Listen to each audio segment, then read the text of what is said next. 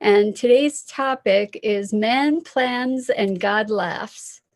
I think we've all had the experience of having the best laid plans and then having them go completely awry to create unexpected situations. And so we're going to look at planning as a tool for getting ourselves in motion and maybe releasing the attachment to the outcomes for a greater experience of freedom and possibility.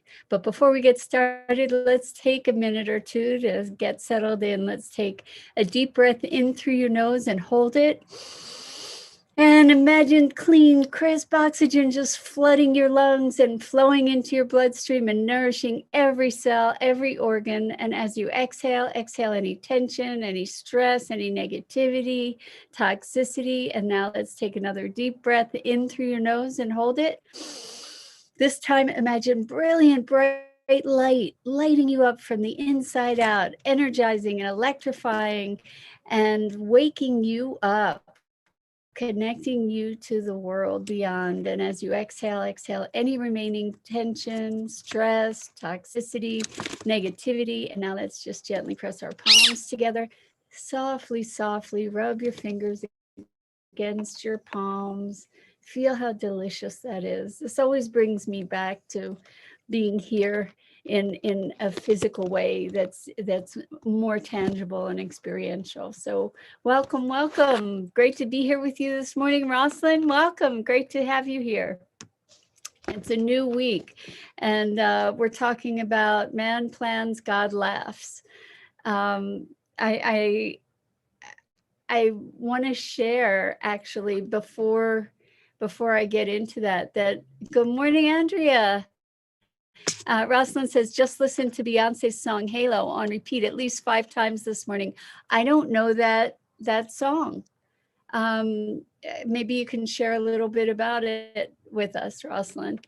But I'm guessing it has to do with this idea of man plans, God laughs.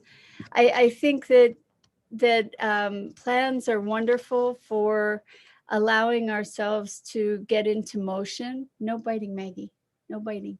So, and then when we're in motion, then we have more of an opportunity to experience whatever the world has in store for us, the universe has in store for us. And we have the ability then to flow and be responsive to the arising of new opportunities. So I want to just share this because it was a big deal actually this weekend, and it doesn't really have to do with man plans, God laughs, a little bit maybe. I had big plans of getting so much done yesterday, and on Saturday night I was cooking something and the pan burned and the whole apartment got smoky. And the next morning was really, really touch and go with Maggie. Now, I had heard that you shouldn't cook with Teflon because the birds are really sensitive to the fumes that might be released by Teflon. I was cooking in a cast iron pan, and Saturday morning, I got up really early and she was having a hard time breathing. She was drinking a lot of water. She was falling asleep a lot. She had some discharge from her beak, and I was really, really concerned that I killed her. And I called an avian vet, and she said the fact that Maggie was still alive the morning after was a really good sign. And as you can see, she's back to her insane self. And she's seems to be back 100%. I did a lot of energy work on her and called in any kind of help there might be to support her. And here she is. So she's a super bird. And I learned that I need to not let my pans burn ever. But I'm so grateful that she's still here. And, you know, that incident kind of derailed my day, in that I spent a lot of time tending to her and being with her and just relaxing with her and caring for her, and it turned out to be really good for me as well. Hi, Hope. Yes, thank you. I figured everybody would be thrilled to know that she had a close call and she came out a trooper. But anyway, great to have you here, Hope. So I had all these plans to be doing stuff, and obviously, hi, Dido, welcome. Obviously, my plans took a different path, and it turned out to be beneficial for all of us, for me and for Maggie and for my cat Jewel, because we all got to hang out and just be really, really mellow together. And it also made me realize in a very visceral way how fragile life is. You know, how something very simple can derail plans and expectations. And so what have you, I'm sure you've had experiences in your life when you've had plans, the best laid plans, right? You've had plans that ended up being completely derailed, and something else happened that was completely unanticipated, and that provided maybe a new perspective or a new experience for you, a new awareness as a result of those plans getting waylaid. I find that there's tremendous value in learning to flow with things. I didn't used to be able to do that at all. I really, the planning thing was, it was kind of written in stone. And when things shifted, didn't used to have the grace to flow with that shifting very easily. And I think it's because of wanting to control things, or feeling out of control, or feeling unsafe in the past. And therefore, I had all these elaborate plans to, make sure that I knew what was going to happen, even though I didn't. Rosalind says, I'm recovered from COVID and didn't have an appetite. I took, I fit in my skinny jeans now. Wow. So Rosalind, I'm so glad to hear that you're recovered from COVID. And how about that you fit in your skinny jeans now? So, there's a feeling of accomplishment, and that you certainly didn't plan for that, but look what happened. And Rosalind says, took advantage of the jump start and eating healthy and starting to incorporate daily exercise. So how about that? COVID for you has been a direct gift, even though you got very sick, and I'm presuming you got very sick and you didn't have an appetite. Look at, it's maybe turning out to be a benefit to your long-term health. Certainly you wouldn't have planned that. Certainly you wouldn't have made that conscious decision or choice. But yeah, so you're interesting how we can find gifts in these unexpected turns of events that may derail our plans. I had all 10-day flu. It was rough. Rosalind says, yeah, it sounds like it must have been. I've heard my goddaughter had COVID also, and she was super, super sick. And I've known other people who've had it that were really, really, really sick. And fortunately, made it through well, or made it through. And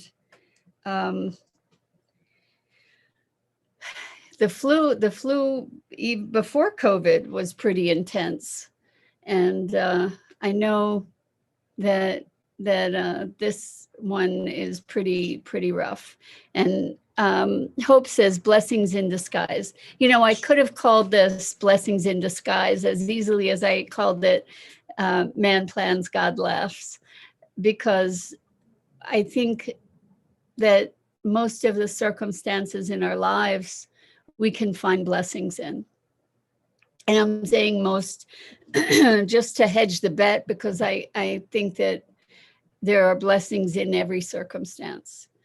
So, but it takes looking for the blessings. It takes not resisting. So this is really a common theme for me here with you guys, is releasing resistance.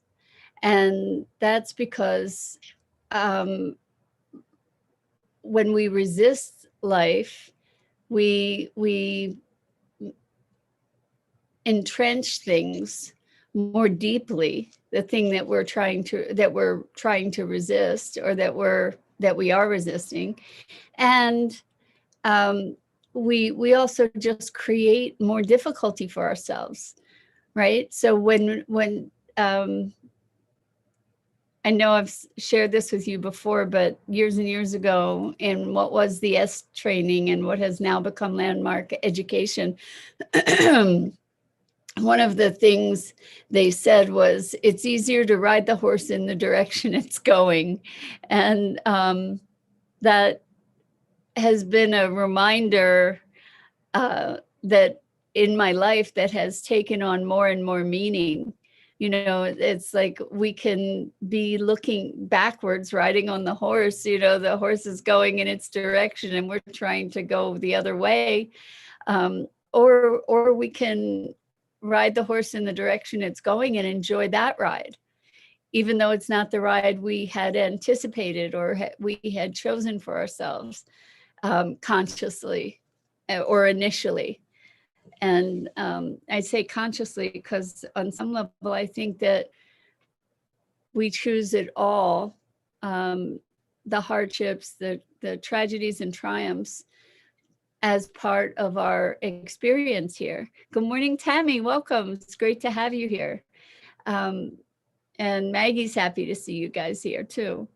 So as we think of our plans, what's beneficial about a plan is that it often gets us in motion. And when we're in motion, there's a certain momentum, and that momentum can carry us into all kinds of new possibilities that wouldn't have been present for us, wouldn't have been available to us if we had not been in motion. So something as simple as going to the grocery store, perhaps in the grocery store, we meet someone that we never would have met, or perhaps we find a product that is exactly what we were looking for, but it wasn't what we were shopping for. So, you know, maybe we find this remarkable supplement that is exactly what we needed. Like, so for instance, I might have shared this already, but I was going through my cupboard to find, I think it was to find some kind of container to save some food in. And I was in the cupboard, and I have been in the cupboard a gazillion times, but this particular time I saw a supplement that was a cordyceps mushroom supplement for energy. And I was feeling particularly tired that day, and there it was. And so I took it, and it actually was what helped me on my trip to and from Texas driving. It helped me to stay awake and alert, and without any kind of edge or, you know, the jaggedness that I would get from caffeine. Caffeine and I don't really get along, certainly not in big amounts. And this cordyceps mushroom kept me alert and awake without feeling edgy. And so it wasn't a plan. It wasn't anything that I could have consciously conceived of, but here I was going to the cupboard to get something to store food. And what did I find? I found something else. Had I not had the motivation to go to the cupboard and find something to store food in, I wouldn't have found that supplement that really was a lifesaver for me. So I think that those kinds of things happen all the time, where you go looking for one thing and you find something else. I think this happens a lot on the internet, where you're looking for something and then you see something else that gets your attention. And yes, we can end up down some crazy rabbit holes, but sometimes we're directed to things that were exactly what we need in that moment. And had we not been in motion to be looking for whatever it was, we wouldn't have discovered the other thing. And so maybe action is an invitation to grace. And sometimes just getting into motion can make all the difference. And we don't necessarily have to have a strict plan. We can have an intention rather than the definite plan. Because the thing is that plans are like goals in a lot of ways. Goals can be a motivator to get us moving. I prefer intentions to goals, because goals are kind of black and white. You either make your goal or you don't make your goal. And it kind of discounts everything else in between.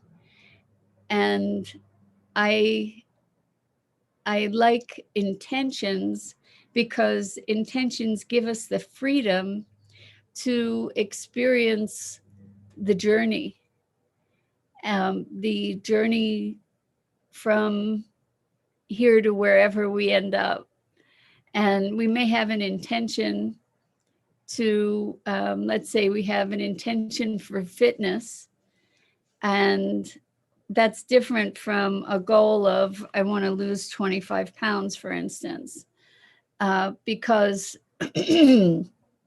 maybe as you are becoming fit, you're working out, you're building muscle mass, and you lose 10 pounds, and you look fabulous, you feel fabulous, and the extra 15 pounds it's not relevant to what the real intention was, which is to become fit.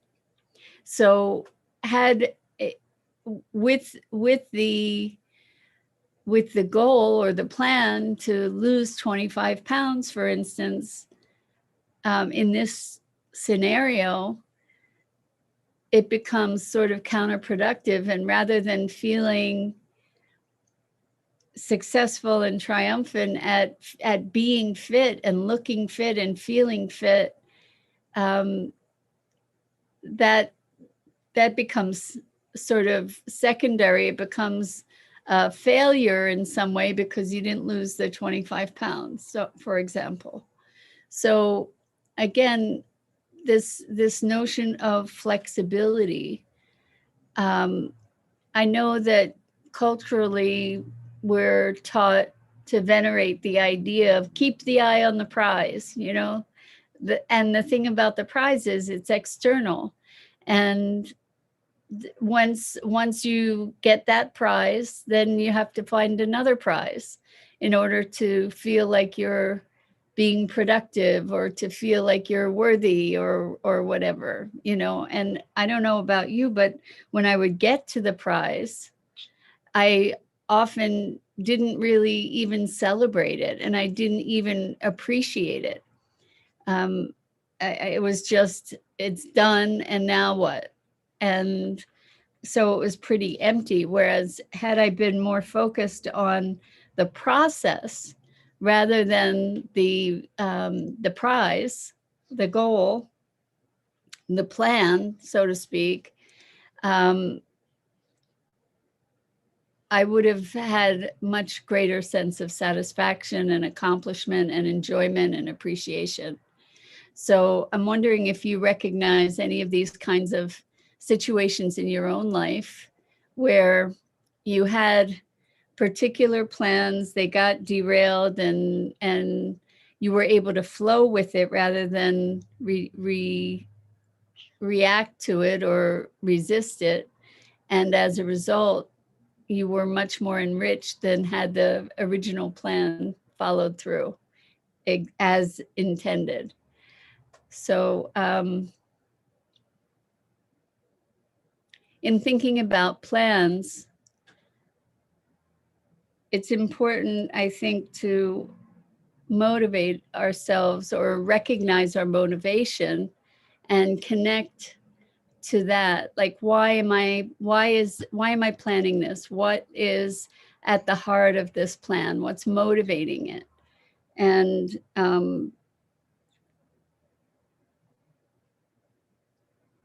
is it a plan that is there to give me a false sense of security? Or here's the thing, like my mom, bless her, she's 90 years old, and she has all kinds of plans to do certain things in a given day, and her energy just doesn't necessarily permit her to do that. And so what happens is she doesn't do those things sometimes, and then she feels bad for not having done them because she had plans to do it. And so if she had instead an intention to be, making more space for herself in doing some of these things, then it would be easier for her to be okay with the fact that her energy just didn't permit her to accomplish all those things in that given day, without having to feel bad about it, or without having to feel like there's something wrong about it. I think about this ease with allowing ourselves space in our lives. And what came to mind is that some people might consider this as complacency. I don't think it is. I think we get to look at self-care and self-respect and quality of life rather than productivity as a measure of our value. And I think that oftentimes our plans are ways that we try to compensate for a lack of self-care or self-love, maybe. Because if we plan a million things to do in a day, then, and we're doing, and we don't get everything done, and in the meantime, we felt rushed and hurried and pressured, and where's the self-love in that? Where is the self-care? And what cost is that pressure that we put on ourselves? We might end up giving ourselves high blood pressure or digestive upset or any number of other kinds of ailments because we're putting incredible pressure on ourselves to do, because that's how we think we are valued, or that's how we ascribe value to ourselves, or how other people ascribe value to us. And I really am looking at, and hoping you do too, the way that we establish our notion of self-worth. And this planning thing is part of the externalities of ways that we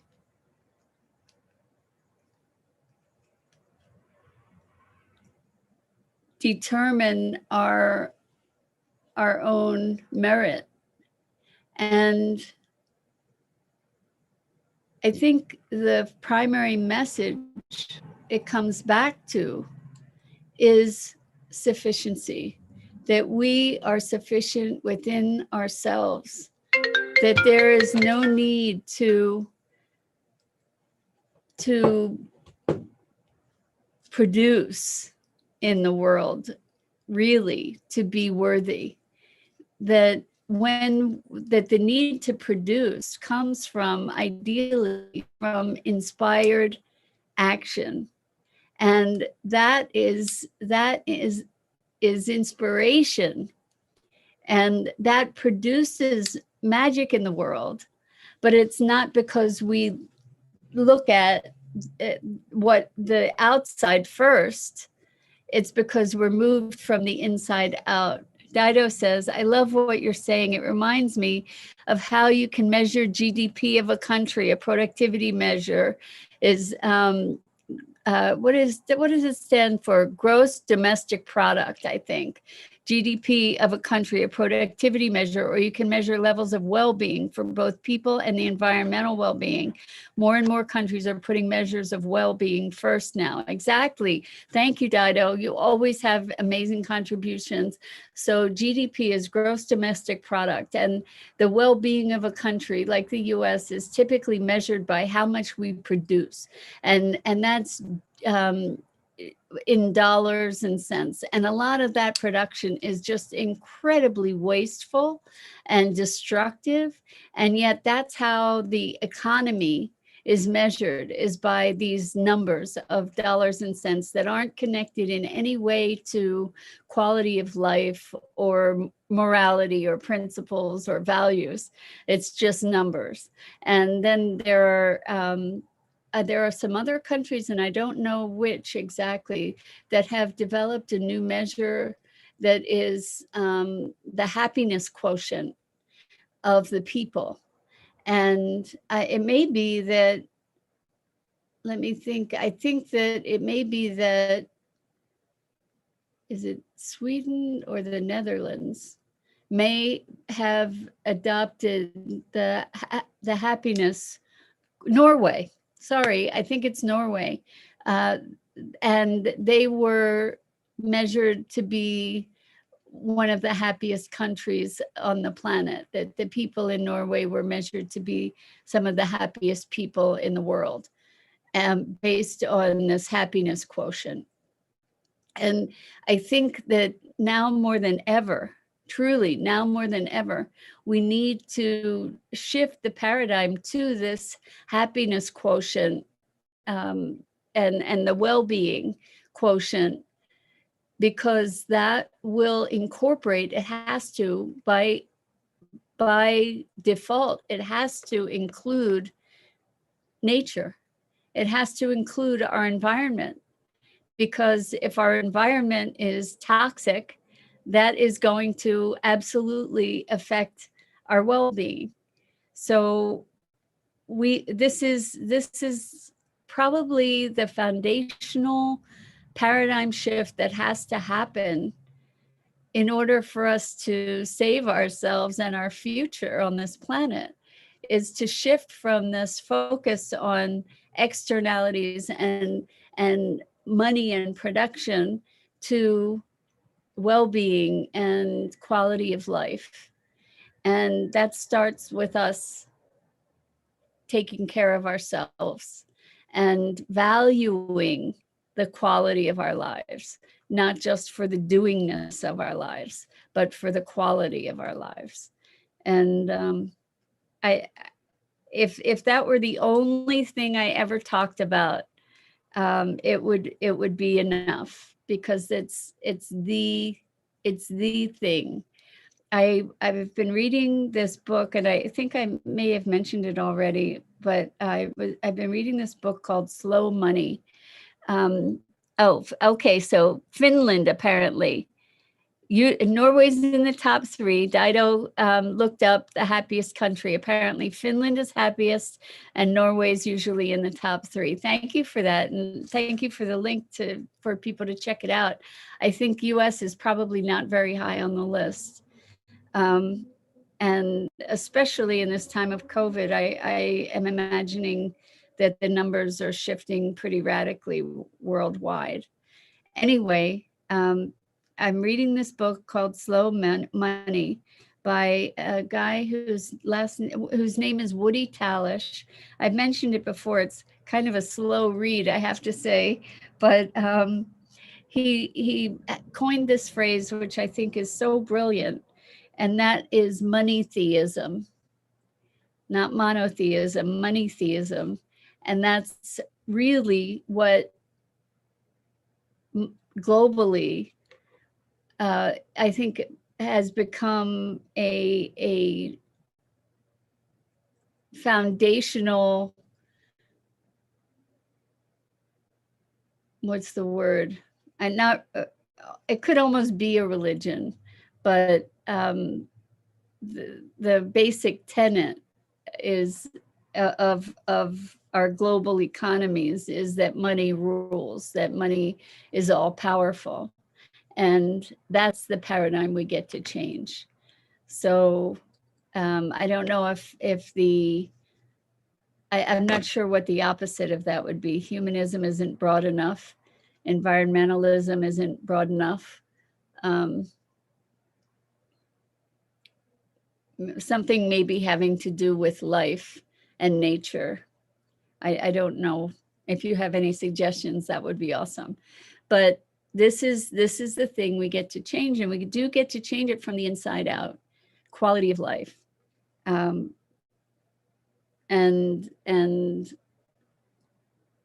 it's interesting because who was it? Yang, who was running for president, was talking about universal basic income, and it's a really, really, really interesting idea that has been posited by lots of different academics, and there have been experiments with it that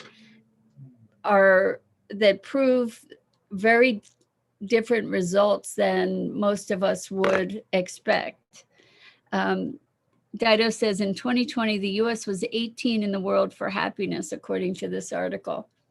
That's interesting to me. I would be really surprised if that's true, but hey, I find that surprising. Anyway, what was I talking about? I was talking about, darn, I lost my train of thought.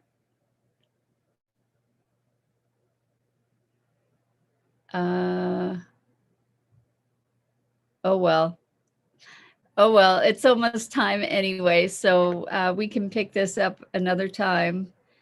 I know it had to do with money, but I don't recall.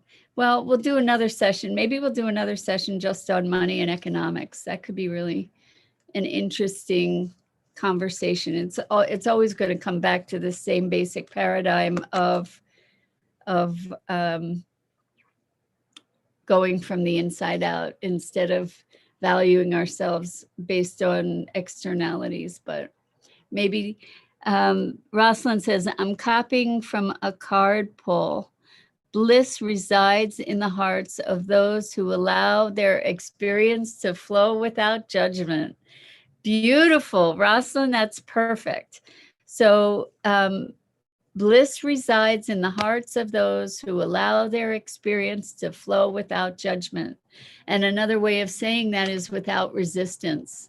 So allowing experience to flow and being able to be present and responsive to that experience as it emerges and evolves. That's beautiful. Thank you so much for sharing that, Rosalind. And that can wrap us up for today. Perfect thought.